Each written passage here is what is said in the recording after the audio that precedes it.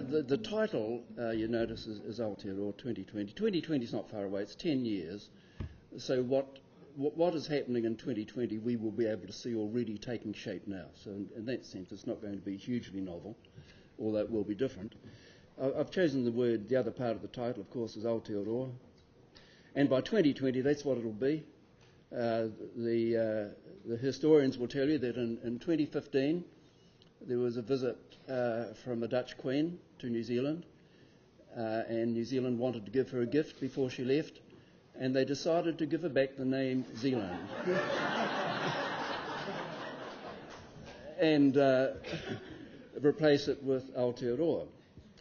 She graciously accepted the gift and took it home with her, and wondered, actually, in her speech of acceptance, wondered why it had ever stuck for so long anyway.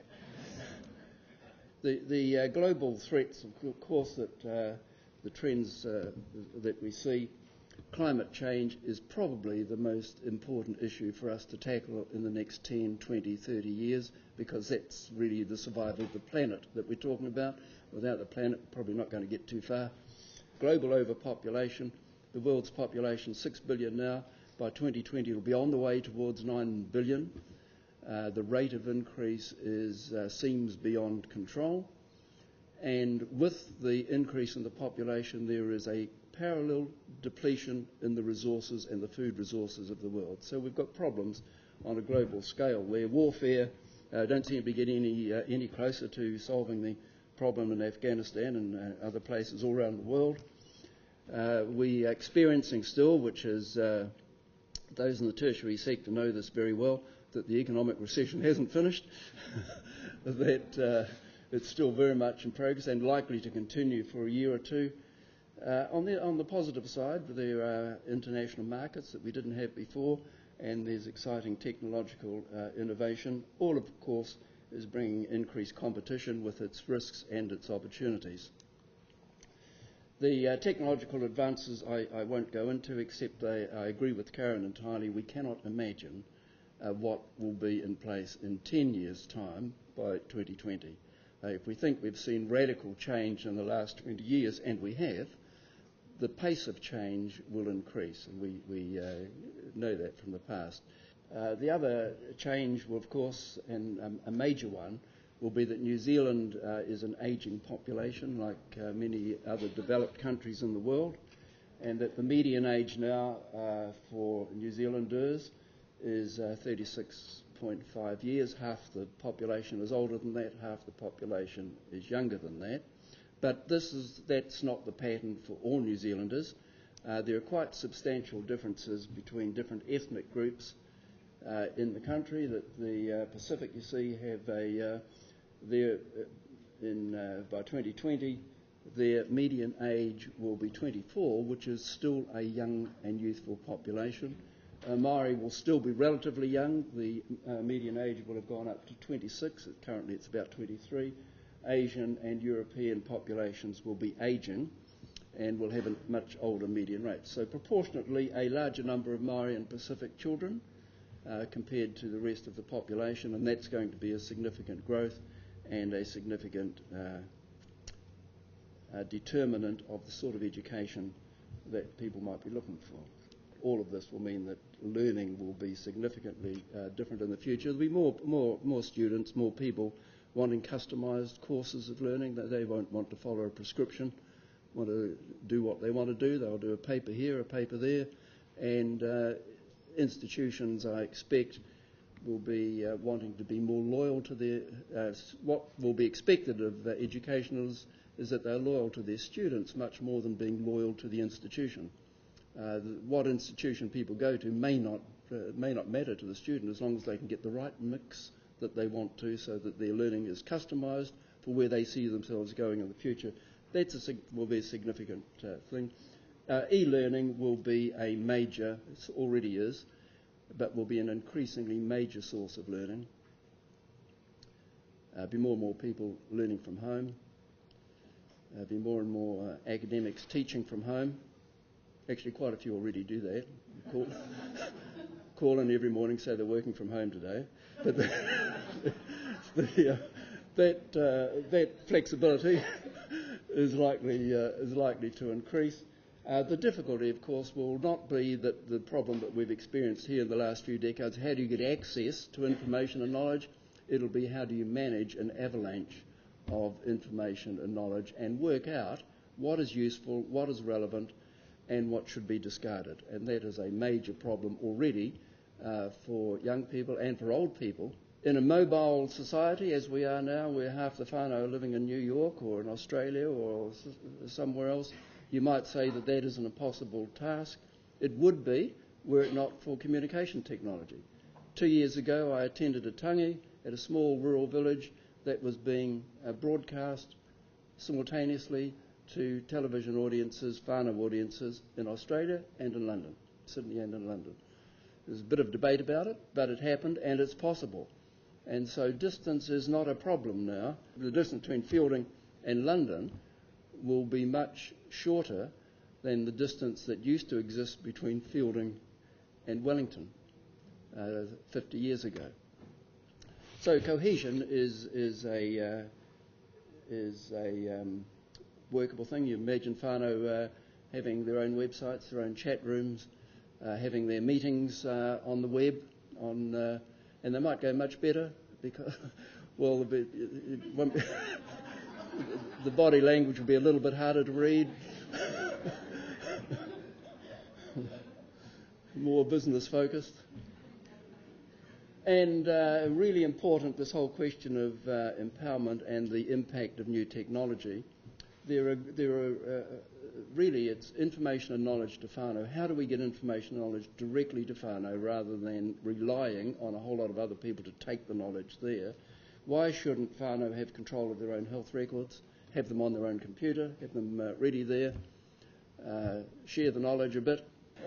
Health records, education records, communications from school, all on a whānau website, so that whānau have control of the information.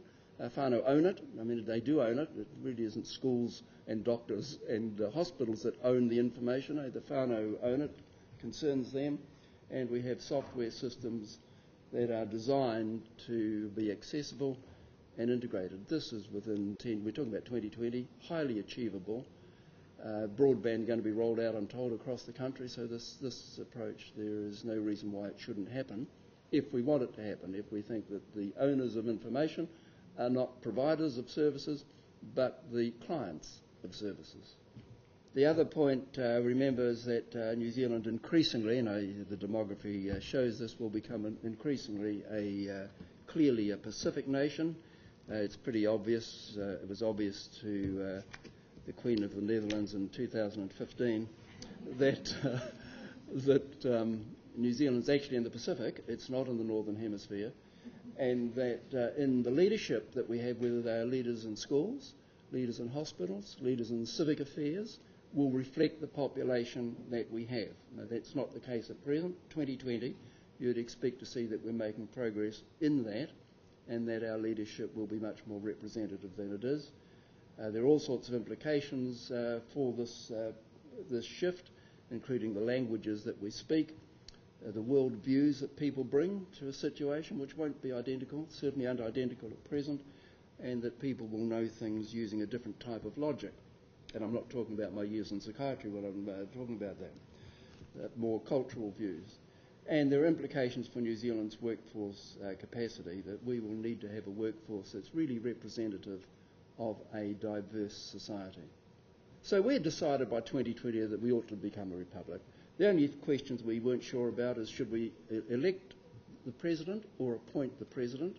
That was one of the questions that came up in 2020. Should we have a written constitution? And if we do have a written constitution, what do we do with the Treaty of Waitangi? Is that the basis of the constitution? Is it part of the constitution or not part of the constitution? There's a big debate about it. There's three hikois that I can remember.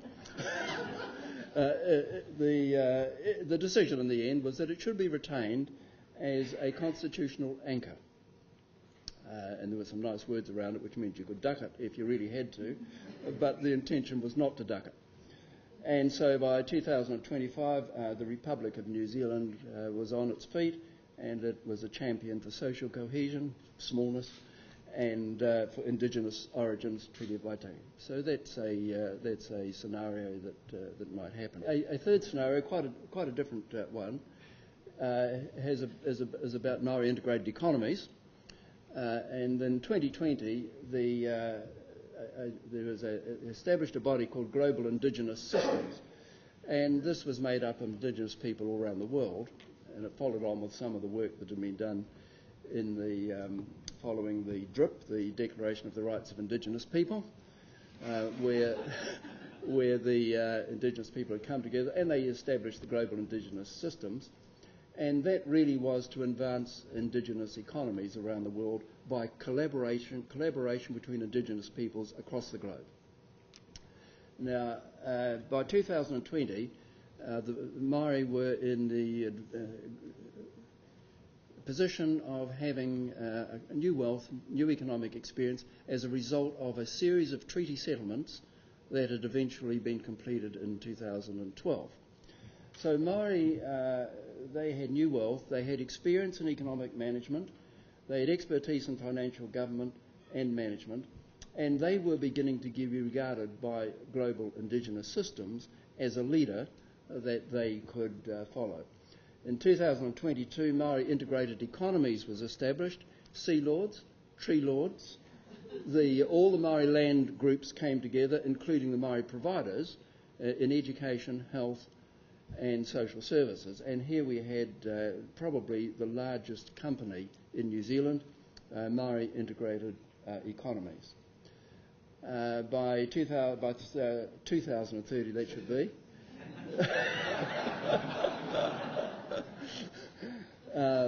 Māori Integrated Economies was really providing the leadership for the global Indigenous systems around the world, and it was a dominant economic force in New Zealand. And as a sideline, the New Zealand government was very keen to remind MIE of its obligations under the Treaty of Waitangi.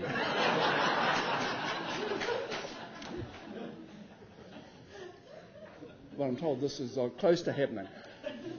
Well, what do we know about what's the point of the scenarios? That one was whānau-led, and that was one, you remember, we were talking about an integrated model for delivery of services and empowerment of whānau families. The second one, which is the Manatū River, was how a locally driven leadership model can lead to results, and the third one had to do with a national development. All of these things are possible, some more probable than others, or one more probable than others because it's already happening. That's whānau ora. But what they all demonstrate is that New Zealand's future will depend on what's happening all around the world, and we'll be part of that.